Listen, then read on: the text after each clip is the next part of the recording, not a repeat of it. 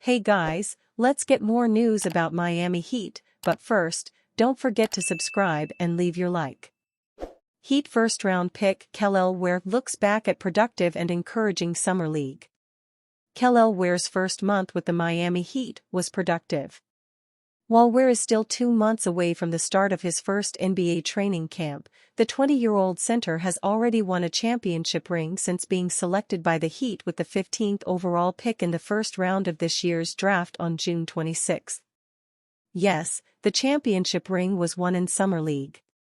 But Ware's play over the last few weeks to help the Heat win its first Las Vegas Summer League title immediately became one of the most encouraging parts of the team's offseason. "That was my first summer league," Ware said during a Thursday appearance to interact and take photos with young campers at Junior Heat basketball camp at SLAM, Miami Charter School. "So just being able to be part of that with the guys that I played with and to come out on top was definitely a great feeling." Ware averaged 18 points, 8.3 rebounds, 1 assist, 1 steal and 1.5 blocks per game while shooting 61.8% from the field and 3 of 10, 30%, from three-point range during the Heat's 6-game run to the Las Vegas Summer League Championship. As a result of that production, Ware earned a spot on the All-Summer League First Team. The others who earned that All-Summer League First Team honor this year were Gigi Jackson II of the Memphis Grizzlies, Jordan Miller of the Los Angeles Clippers, Scottie Pippen Jr. of the Grizzlies and Reed Sheppard of the Houston Rockets. Sheppard, 3rd overall pick, and Ware, 15th overall pick, are the only players drafted this year who made that list. Including the California Classic that preceded Las Vegas, Ware averaged 18.3 points, 8.4 rebounds, 1.1 steals and 1.7 blocks per game while shooting 58.4% shooting from the field in 8 Summer League appearances this month. He recorded double-doubles in 5 of those 8 games. "We challenge him daily and he loves the challenge to get as many rebounds as possible," Heat Summer League head coach Dan Bisaccio said when asked about Ware. "We said you can't get anything less than 10 rebounds. We need you going after those, we need you cleaning the boards, and we need you protecting the rim." That's something that he's really taken that challenge and he's running with it. It's just something that he's embraced daily and we're going to continue to challenge him. I told him we're going to continue to challenge him until he retires from basketball. Retired Heat captain and forward Udonis Haslem and current Heat captain and center Bam Adebayo were among those who sent a congratulatory text to Ware following the Summer League championship. "Just having more confidence in myself to go out there and play basketball the way I've always been playing and just going out there and competing," Ware said of what he took away from his first Summer League experience. All of this led to ESPN's Kevin Pelton labeling Ware as the best rookie in this year's Summer League. The Athletic's John Hollinger picked Ware as the best rookie big man in Vegas. "Ware still has some work to do on the defensive end, but if he's going to be this productive on offense, he's playable while he takes his lumps on D," Hollinger wrote. With Ware's Vegas success, the Heat likely can go into next season more confident that he can fill the backup center minutes behind Bam Adebayo and develop further from there.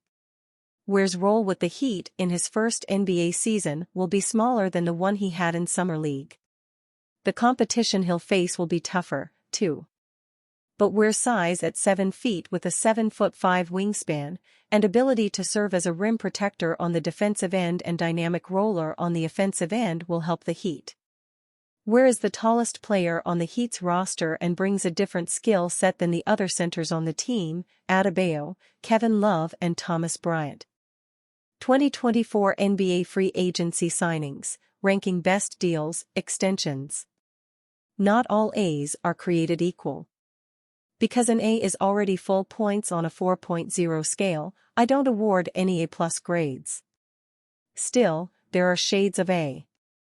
To differentiate the best of the best moves made so far in free agency, I've ranked all 17 of those as from best to worst based on 3 criteria: the number of other teams which would have made the same move, given the opportunity, the long-term risk and reward of the contract, creativity required to make the move happen. The latter factor is particularly key to this list. The Los Angeles Lakers re-signing LeBron James, or extensions for Donovan Mitchell, Cleveland Cavaliers, and Jason Tatum, Boston Celtics, are obviously great moves but not necessarily ones that required a lot of strategy. So I'm awarding bonus points for deals like the Sixers signing Caleb Martin and the San Antonio Spurs signing Chris Paul, using unlikely incentives to make the best use of their cap space. With that in mind, let's look back on the A grades from best to worst. Although it's not surprising Brunson reportedly agreed to the largest possible extension he could sign with the Knicks, it probably should be given how much money he's foregoing. Because Brunson's current $25 million salary is low for the star player he has become in New York, the maximum raise of 40% puts his starting salary for this extension in 2025-26 at $34.9 million. Based on the projected 10% increase in the salary cap, the maximum salary for players with 7 years of experience, like Brunson, will be $46.4 million, $11.5 million more than Brunson will make. Sure, an extension removes some risk of serious injury this season.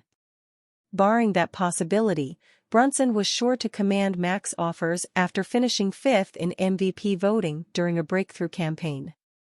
As ESPN's Adrian Wojnarowski pointed out, the length of this extension, 4 years, with the final one a player option, means Brunson could eventually recoup some of the eye-popping difference between the total value and what he could have guaranteed on a 5-year deal as an unrestricted free agent next summer, $269.1 million.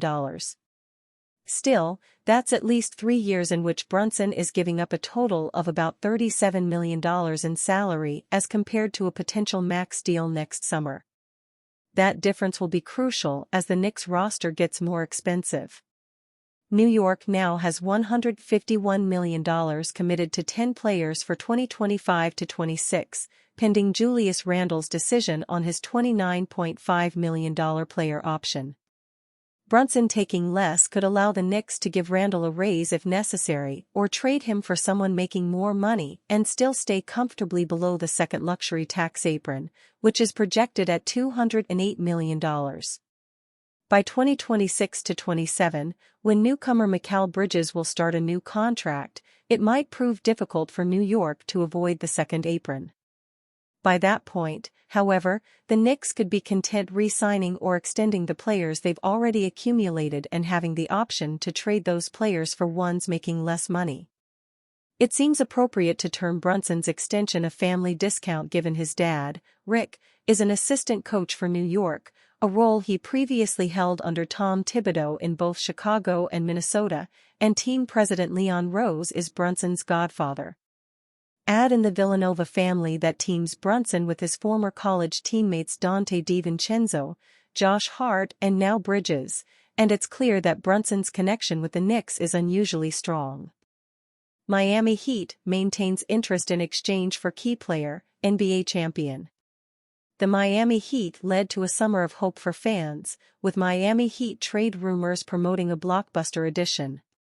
However, a significant roster change never happened. One player who has been linked to the Miami Heat since last season is Toronto Raptors G/F Bruce Brown.